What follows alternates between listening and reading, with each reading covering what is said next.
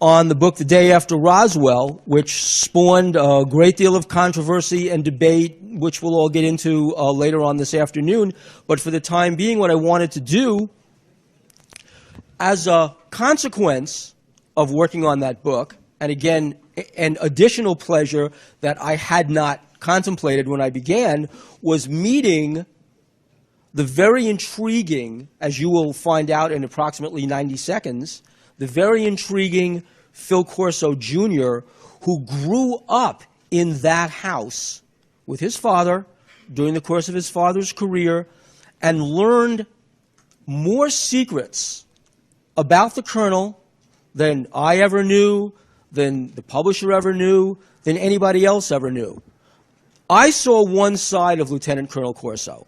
I saw the professional side, the military side, the side of the man who, and I'll say this unabashedly, was a member of a generation that all too sadly has long since passed. An absolute warrior for the flag.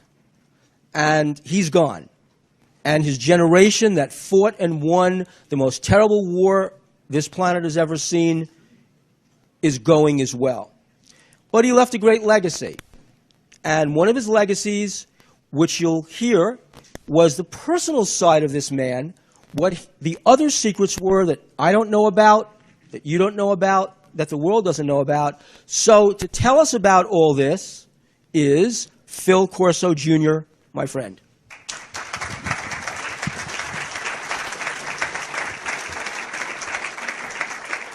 Thank you.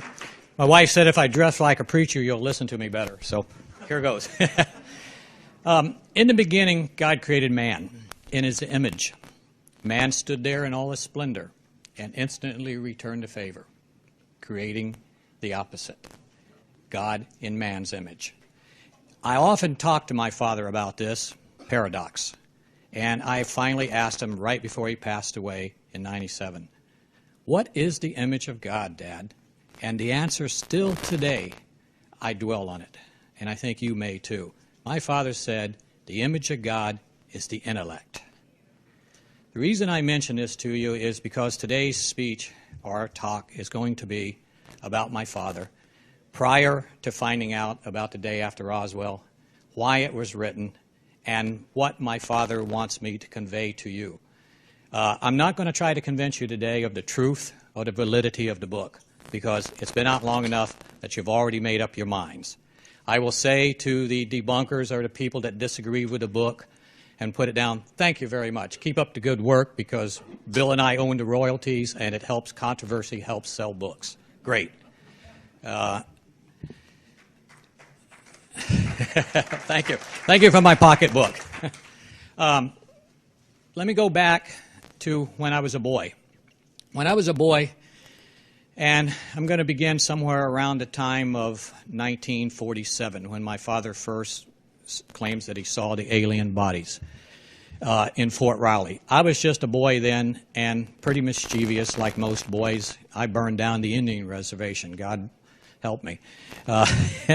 And from that time out, I realized that my father was quite a different person. He didn't spank me. He never laid a hand on me. My father was always a type of person that was able to talk to me, and he loved me very much, and I returned the favor to him. Around the time of 1957, my father became the commander and chief of the 552 Missile Battalion in White Sands, New Mexico. I was 13 years old at the time. I decided that I was going to run away in the desert for whatever reason. I can't remember now, but it must have been important at the time. I was gone 2 days, and my parents didn't even know I was gone, so they claimed. I had an experience there that produced some photographs. I had a little Brownie camera. And I don't want to go into my experience because it's not important. I'm here to speak about my father. These photographs later, in around the time of 1964, I had a friend, Skip Selden, came back from Vietnam, and I was always interested in UFO phenomena because of these photographs. And I said to Skip, I said, I took some photographs when I was a boy and blah, blah, blah, blah. And he says, oh, I have a friend in the night vision laboratory in El Paso, Texas. I'll have him send you your photographs. And sure enough, my photograph showed up. This was always a sore subject with my father, very sore. Remember, my father had 9 clearances above top secret. He worked for the Eisenhower administration. He went back to the Truman days in Korea. He went on with the President Eisenhower and up through President Reagan. The reason I mention Reagan, he was the only person that my dad's group would let privy, the only president privy to the information at Roswell. But the photographs always were a sore subject. I want to get back to this. I'll go up to the time of about 1989. I ran a small marine electronics shop in Florida. And I was sitting in a Denny's restaurant down in Lantana. And I had a very good friend, David Shearer, that was a black belt. One of his studies in the Eastern philosophies was he could look at your eye and tell impurities in your body, operations you have. And I was quite impressed by David's ability. And I asked my father at that dinner table, where's my photographs? Since this was always a sore subject, my dad just kind of ignored me and told me to be quiet and so on and so on. He says, I gave those away to General Sammet and such, and Gene Dixon has them. It was always never a true place where these photographs disappeared to. And if I may say, the only lie I think my father ever told me in his life was about those photographs. The day I got up to go to the little boy's room, or my father did, and David said, don't talk any more about that subject to your father, because his respiration went up to such and such and such. And David was always right on just by looking at your eyes. So he says he knows more about that subject than he's telling you. Well, let's go up to about 1992. 1992, I ran a little business called the Marine Electronic Wholesalers. My father, at that time, really had nothing to do. He was retired. So I said, come in, help me out, Dad. Sit behind the desk. And when I go out to work on the boats, you bring me what I need, answer the phone and such like that. Well, he had a blast. I can remember President Reagan used to call him, and Dad would stand at attention behind the desk, yes, Mr. President. He wanted to know mainly about foreign affairs. My dad was an expert on Soviets at that time, even though he was retired. The important thing here is to let you know that my father kept everything, all 9 levels of secrecy, completely quiet to our family. Until behind this desk, when he had nothing to do, I said, Dad, start writing your memoirs. Well, he started writing his memoirs, and he called the book what was the name of that book, Bill? Walked with Giants. And Dawn of a New Age. Yeah. These books were not meant to say anything about UFOs or his R&D time between 1960 and 63, but there was a small paragraph just in one of them. And a fellow named George Knapp was looking at this. We had sent this to 17 different places and turned down by 17 different places. And he saw this little paragraph, and he called my father and asked him to expand on it. So when he began expanding on it, we realized that there was a whole nother story here. Now, this is the very important thing that I want to tell you. The book was never meant to be written. But when he writes his memoirs, this paragraph appears. Now, let me see, I lost my train of thought here. The paragraph appears in there. The book gets rewritten. Of course, it has to be popular. So Bill comes in and makes the book popular, sellable, and such like that. It was done in an extreme hurry. My father reason that the book was able to be written in 1992 was, my father claims that there were 30 generals, and these 30 generals and himself, and the reason he was only a colonel instead of a general privy to this Roswell information was that I lost my train of thought. Help me.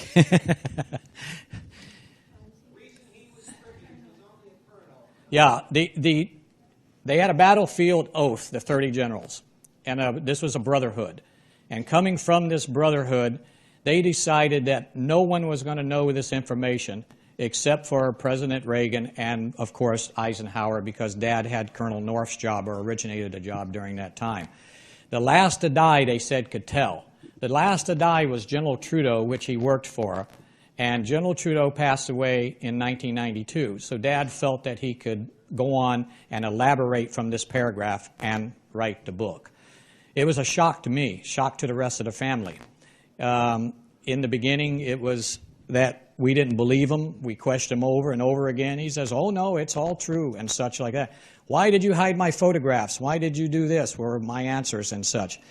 His answers on the photographs were, well, you didn't need to know. And being an intelligence officer and actually founding the basis of our intelligence apparatus that we had since 1947, which he attended Cambridge University to learn intelligence and bring back to this country and teach this intelligence training to our country. He is a person that would never say a thing unless he felt that you need to know. The book was elaborated on, and his main reason for writing the book was to let the young people know. He felt that the young people could handle the knowledge of knowing that we have been visited, that there is other places, that there is more than meets the eye to our life or our planet. He left a stack of documents for me. I've tried to distribute these on the internet. No, it didn't happen. It got shut down 2 weeks after we opened the internet. Our family, after my father passed away, we've been sued by people we didn't even know their names. And it's just, thank God that we were able to protect ourselves and come to the point that we're at now. I don't attend these conferences. I don't do these conferences. It upsets my 3 teenage sons, but yet I feel a compelling to at least keep myself in your image a little bit, where if something does happen or these stack of documents cannot be revealed, that you will know the reason that I'm floating down the Potomac River. We've had visitors to the house, very important visitors from the White House. I've been told at 40,000 feet, point blank in front of my nose, what to say, what not to say. I will say this. One of the things I'm not supposed to talk about is the Kennedy assassination. My father was Senate internal investigator that investigated the Warren Commission. It's still classified. And all I'll say to most of you is the directions that you're looking are not correct, and there are 50 people alive that it would still embarrass. And the financial advisor to John Jr. Came to my hangar. I built him an airplane, and they never picked it up. It was strictly to let me know what's what and what to say and what not to do. The book, The Day After Dallas, will never be written. That was my agreement. Sorry, folks, I sold out. I have a family, and that's the way it's going to stay, at least until I pass away. Sometime, maybe my children, my 3 teenage boys, will let that book be written. UFO subject doesn't make any difference, because it won't make any difference. Anything I say, anything Dr. Greer says, it won't make any difference. I will say this about Dr. Greer. God bless his soul. He really is truly trying to help. But you have to know where to look. He's looking in the wrong place for the wrong reasons, and it will never happen until someone knows where to look. My dad's documents say where to look. I had to hide these for 3 years in someone's attic until it was able to be put on microfilm and have enough people have it that we know that if the true documents, the real documents are destroyed, that we still have the other documents. One of the reasons that you won't know what takes place, and the small culvert groups that do keep it protected, like Dr. Greer says, is the fact that we had the Philadelphia experiment. My father Hollywood portrayed the Philadelphia experiment as a fluke, as a freak, that it shouldn't have happened, that it was a cloaking device that went wild and such. Not true.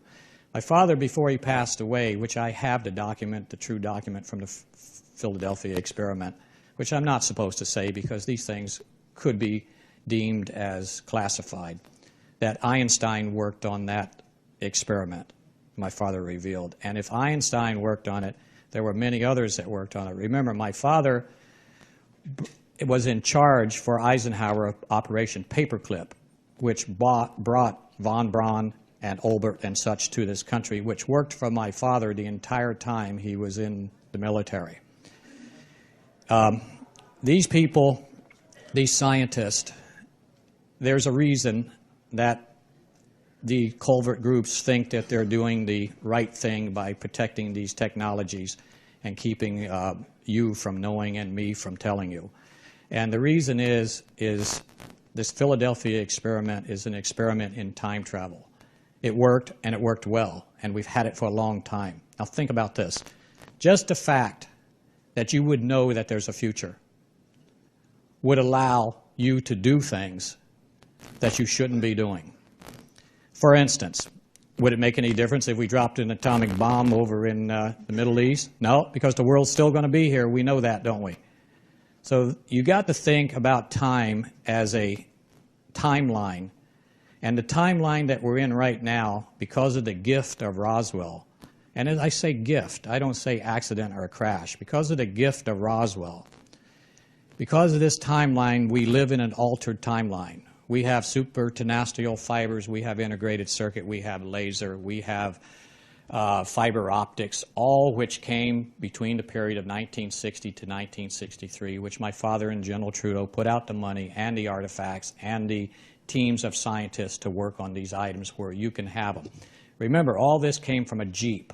The Jeep at Roswell contained only these artifacts. Who has the rest? Well, and my dad has left films saying the Air Force has the rest. It went to Wright Pat, which was a different name in those days and such like that. If the Air Force would, my father was a critic of not the Air Force, because he said he would not ever criticize a sister branch of the service. But he would criticize some of the people in there, including the Secretary of the Air Force, for they are the ones that are keeping these technologies from you. And the reason they're keeping it from you is under the screen of national security or whatever reason, you know. It's been 50 years later. My father, during the signing of the book in New Mexico, he had numerous colonels come up to him, generals, and saying, "Colonel, you're absolutely right. We work on this technology every day. Get this monkey off our back. It's been here for 50 years. We can't tell our families. We can't do this. We spend money on security that we don't need to." Why is it still being done? Because it's a habit, and the habit is not going to change. Understand that. It's not going to. Nothing I say, nothing until these people pass away. There's old CIA agents that are still working on the same mandates. You ask them, which I have, why are you doing this? They don't even know. They have no idea. They said, well, you know, it's what I was told to do. So change not only comes about slow, but it comes about by looking in the correct places. And the correct places are, look at the groups that do not have to answer to anyone. We need to investigate those groups. Are the answers here in Washington on the floor of some building? Absolutely not. They're not there at all. In fact, you could take everybody here in Washington, I believe, and they wouldn't even be able to spell the word UFO. And that's why they're looking, and that's why they're upset. Yeah, they're not going to find it that way. To find it, you have to understand why it's being kept. And the reason that it's being kept from us is time travel. You don't need to know about time travel. A UFO appears in 1947 with a magnetic field around it that is laced with yttrium and other items. My father left a complete list of what the craft is, how it works, and how it could be replicated again, and how it could be sent back in time again as a gift. So the technology is there. We're working on it. Doctors are working on it. These are people that feel that they are saving the world by sending this craft back. And this was their best guess. Now, hear the word guess, and don't quote this out of context, anybody that's filming it. It's a guess. It was a guess by the military that that's where they came from, that's what they wanted. Why were they clones? Because man can't travel in space, my father says. If you will notice, NASA has never tried to send a human being outside of friendly space, and they won't. Friendly space means the magnetic field around the moon and around the Earth. Why didn't they just send someone out a few million miles and bring them back? Because they die instantly, and they've known this. That's why we have had this farce by NASA saying that we're going to Mars. We're not going to Mars, ladies and gentlemen. There's no way. But who we will send to Mars is robots. And the little EB, extra biological entity, was a robot. Tell you an interesting thing about that, my father says. They had 2 brains. That was in the Johns Hopkins report. Not 2 hemispheres, but 2 brains. They guessed that one of the brains was for running the entity. The second brain was laced with integrated circuits and other types of crystal electronics that we still don't understand today. And they guessed that that one sent back the information through time to see what was taking place. And until you understand the time phenomena here, or the time travel that has been kept from you, and it will be continued to be kept from you, until you understand that, and until we're educated to that point to understand it and not abuse it, then these secrets won't be given up to any of us. My wife and I sat at a table, long table, brought there under false pretenses. It had Pentagon people, it had religious people. It also had people that worked on the Philadelphia experiment there. They told us about things and about the Hopi Indians, which are very closely related to time travel, and they will tell you that. And they told us these things, and I was dumbfounded. I was amazed by it. But then the entire picture begins to open up, and you understand why the information is being kept from you. Now, you think you have a right to know. My father says, no, you do not have a right to know. And the analysis that I give it, as Phil Corso Jr. is, you've seen the movie The Matrix. You've seen the guy eating the steak, and he says, I know the steak is not real, but it tastes like a steak. Put me back the way I was before I had this knowledge. Feel lucky that you don't know. Just go on with your lives. Go on with your religion and be happy. Is it ever going to change the world to where we don't fall off the end like Dr. Stephen Greer goes? Maybe. But if you understand the phenomena or the ability of time travel, it will answer a lot of questions of why we do not need to know as a species, because we will probably abuse that privilege. Now, the ship. That's my interest. Time travel is my interest. I build experimental aircraft along with my wife and my 3 sons. My father, I can see, in his wisdom, has always been training me to build a type of craft. The difference between the crafts I build now and the crafts that he conveyed to me is very little. One was living biology, the other one is inert biology made from oil, which is composites or fiberglass. A very good friend of mine is Bert Rutan, which is the godfather of all this. Bert is very involved in some very secret work. He has 2 facilities. One of the facilities is his above-ground facility, which is called Scale Composites, and he's involved in other, which you guys call Area 51, which my father says does not exist. But there is facilities at Groom Lake, and there are crafts, and I will quote, like I believe it was Neil Armstrong says, how dare you send us to the moon on bicycles when the military is there in Ferraris. And remember, a UFO is time travel. A UFO has a field around it. It glows from the element yttrium, which is laced through the living biology of the craft. And it moves simultaneously in many dimensions at the same time. Dimension is something that we as a species find hard to understand because we only use 14% of our brains. All time takes place at this moment, right now. That UFO is stuck in between different dimensions. An atomic explosion, for instance, my dad says we should have known. Teller was a very good friend of his. And Teller says we should have known the first time we saw a mushroom cloud and it went up like this, that it was also putting in energy plume down through the center of the Earth and out the other side into a different dimension. Why were the UFOs interested in that? Because the explosion takes place simultaneously in this dimension and another dimension. Very disturbing. Until we know what's in my Father's notes, and until I can release these things to you, and until we are educated to understand these different properties of time travel, not much is going to change. What time we got? Yeah. Bill, would you like to say anything else? I think I've pretty well... Yeah, or we could do questions. It's just I have no agenda here. Any questions? Yes, ma'am.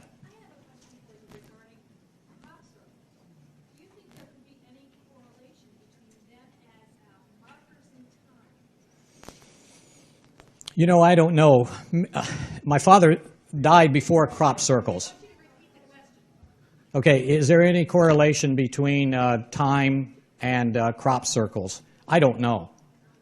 You know, I have my own personal beliefs, but, you know, I don't think it's that important. But crop circles are certainly mysterious. They're certainly beautiful. There must be a reason for them. If people are making them, you know, then they're keeping all of us intrigued. I don't know. You're welcome. Yes, sir. I take issue with one of your statements that it would be better to forget and not to know the truth in terms of knowledge about him, as you say, your father has, and you can't dispute it. I appreciate it go along with your reasons for not doing it, but I think that's a very dangerous statement to ask a group, especially this group here. Yes. I saw the looks. I saw the looks on your face. Yes, it's something that you don't want to hear. That's right. All I'm telling you is what my father said. My father says, yes, you don't need to know everything. And I'm sorry, but that's the way that he put it to me. And indeed, he did not tell us, even our family, anything prior to 1992. So you don't need to know. Maybe you'll need to know tomorrow. I hope so. What do we need to know about? You need to know where to look. You need to know where to look and why to look. And if you expand on this thing of time travel I just mentioned to you, you will begin to understand why it's kept from you. What about energy? What do you mean energy?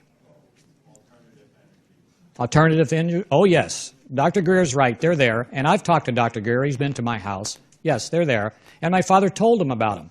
He told about a small atomic unit the size of a football, this big, top of this table, that they put in Alaska and it produced so many millions of gallons of water through a reverse osmosis unit, ran by itself for 6 years, and it was just a test. Then they took it and threw it away.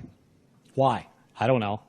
Do you think that we don't need to know about that? No, he told about that. They're in his notes, but I can't release these notes. I've tried. If anyone else thinks that they can help me release them, you know, God bless you. Help me. Don't you think vis-a-vis a book like Exopolitics that we're in a dangerous situation in the planet Yeah. using oil? Yeah, and for instance, let me tell you something that maybe answer that question. The integrated circuit is only part of that device that they found in the craft. There was another part. And the other part was a nanomechanical. And you've never hear science talk about this anywhere. But my dad took to John Glenn a development and showed him the actual brief on it and the pictures of it, a small automobile that ran on 4 flashlight batteries for a year with this fluid amplification, which we know is a contradiction in our science. We can't amplify fluid. But this other part of the IC did. This was the other half. So this type of technology is what the Air Force is holding right now. What about matter, antimatter batteries? I don't know anything about that. I can only relate on my dad's notes. As far as the craft goes, we know a lot about the craft. He left Burt Rutan a paper that I haven't taken to him yet, but now it's time to take it. What about gravity coherent waves? Using gravity, amplifying gravity. Well, you don't need to amplify gravity, and you don't need to do any of that if you have time travel. It's all related. Yeah, I met Al Pudolph. He came to the house. A lot of scientists came to Dad's house when he wrote the book. And when they came there, they said, we know that all our technology has taken place between the years of 1960 and 63, and nothing else has happened after that, so we knew we had been helped. Anything that happened after that was just an adaptation or a further expansion of what had already been put there in the reverse engineering. Zero-point gravity is a beautiful theory, and my dad didn't expand much on that. But if you think about the field around the craft and the no motors, no engines, no means of self-propulsion on this craft except for the brain part of the little units that were in there, then you realize that this was a dimensional craft, which my father says. And being a dimensional craft is something that we find hard to understand.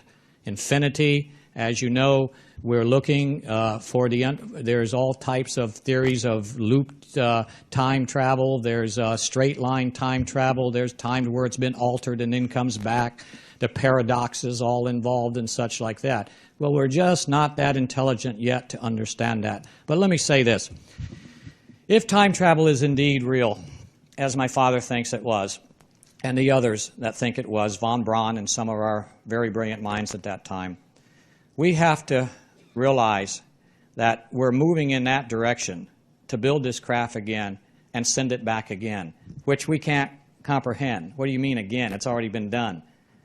You know, so these are the things that we have to grow up as a species to understand. And as we begin understanding these more, then we can take these technologies and apply them in the proper terms that we need to apply them in. And are they there in my father's notes? Yes, because they're not my father's notes. These are scientists. These are the world's best people. Dr. Greer came to the house and wanted some of this. I turned him away. I have to apologize. I didn't, at that time, we were being sued. We were being threatened. We were having a lot of difficulties within the family. The family didn't want to have any more to do with it. But I'll get with Dr. Greer again and see if maybe we can get some of this stuff going. Yes?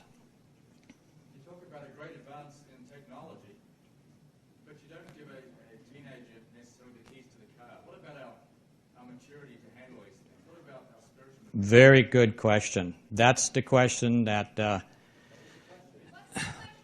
the question is, what about our maturity to handle these issues coming up? You don't give the teenager the keys to the car without him being mature enough to drive the car and understand it. That's true.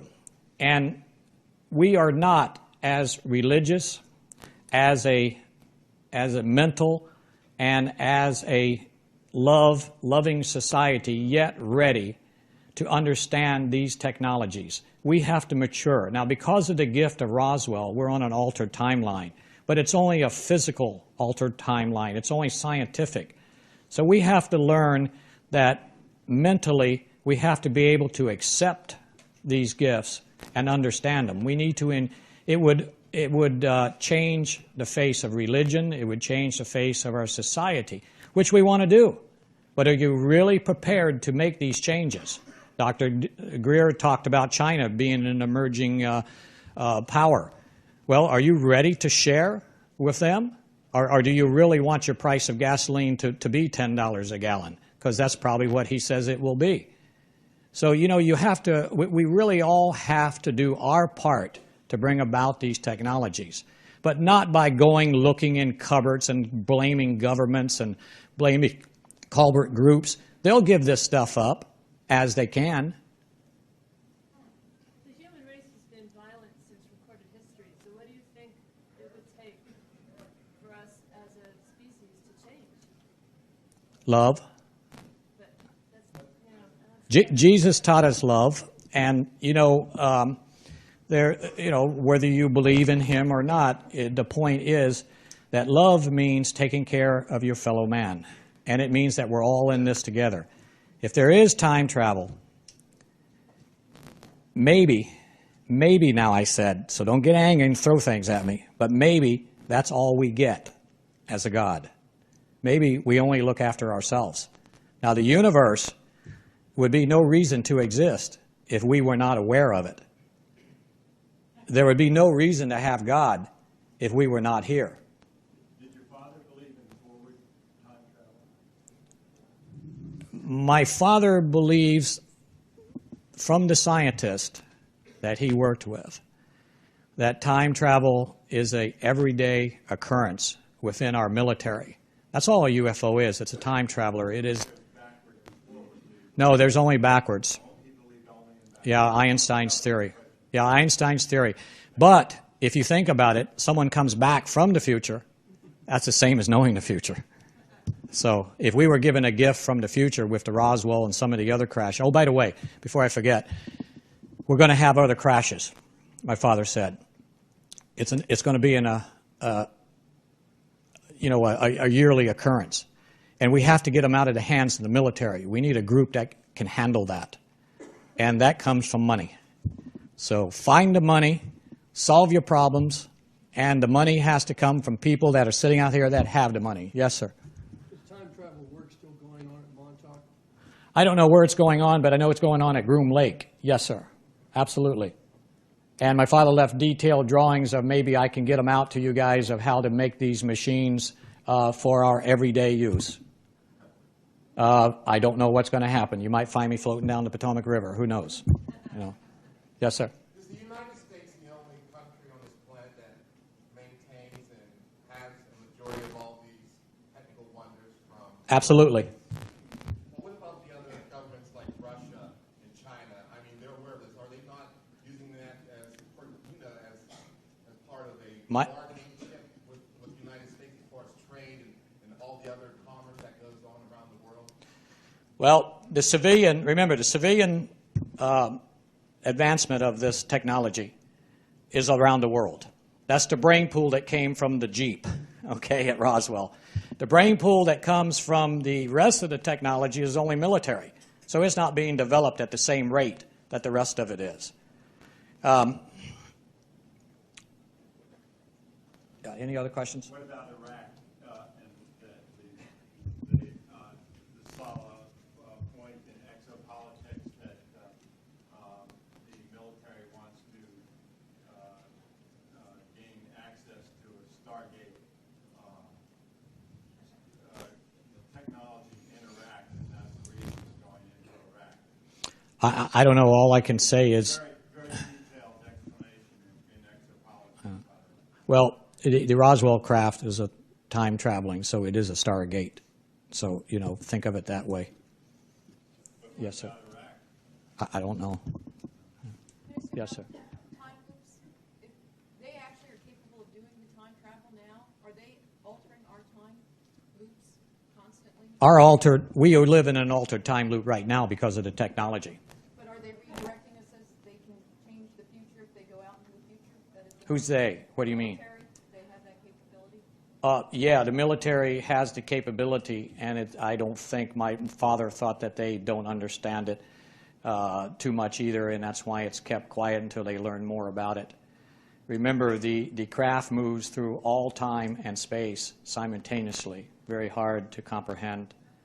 But if you see a craft moving in the 50s, you could also see it moving in the year 2032. That's why it looks opaque. That's why it has auras around it and such like that, because it's dimensional travel. Now, Einstein states in relativity theory, you move from point A to point B, you travel toward the speed of light, and time begins to slow down and such. So you see, there is no classical travel of Flash Gordon going to a nearby planet. There's only dimensional time travel. When you begin going to the other planet, you're dimensionally time traveling. Yes, sir. Well, I'm wondering if your father ever said anything to you about, I guess, the man he considered his mortal enemy, Philip Klass. Because as you know, he did talk to me about it. I don't know who that is. He's a career debunker. Oh. These UFOs don't exist. I'm sorry, I asked if his father had ever said to Phil Jr. about Philip Klass. Most of you people know about, he's the big debunker. He's been fighting against UFOs existing for 40 years. Just curious to know if he had said anything to you about it. No, but remember again, time travel is the reason that there's debunking. Not because of UFO, not because of technologies, not because of that. It's because they don't understand it too much more than I do, which is a peanut shell. It's new.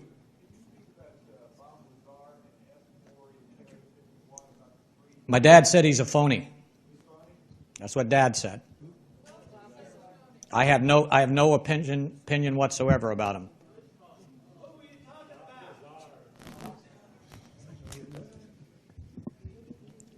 Yes, sir. Yes, I was wondering about the connection your father may have had with actual extraterrestrials. Yes, he tells a story, and this story was kept quiet because it made him look loony. And indeed it does. But yes, he had personal contact, and I have an artifact from that. Sent it to a very famous scientist. Someday he'll return it to me, and there's a purpose for it. Yes, ma'am. Your father had contact with real ETs or these robotic things that were in the craft? They were different looking than the craft. Yeah, he drew a picture of them, taller and thinner and such like that. Father was a very strange man. My father had almost perfect recall, photographic memory. The more I think I understand him, the more I don't understand who he was. I've seen him do things that were quite unreal, things that I guess you could call no more than a miracle sometimes. He was in too many places at one time to have the career that he had. Bill will contest to that. It's almost unbelievable that a man could sit at Panmunjom and be in charge of Rome after the war and work with all the administrations and be in on the missile crisis with Kennedy, releasing that information when Kennedy didn't want to. That's another story, but I don't want to go into a lot of, there was a lot of politics besides UFOs. UFO was a small part of my dad's career, a very small part. Bill and I will try to put out more of that. It seems like every time we try, it just kind of fizzles and dies on the vine. Yeah, connecting the dots with Paula Harris was a dear friend of my father. I think she loved him as much as I did. And the contact experience is in Paula's book. Paula is from Rome, and she held it back because in this country, if you saw her lecture, it's treated so much more laughable here than in other parts of the world. She showed me something very interesting today, where an article appears at the headlines of one of the top newspapers in Italy, where here it doesn't even appear at all. So it just shows that there's a different attitude here.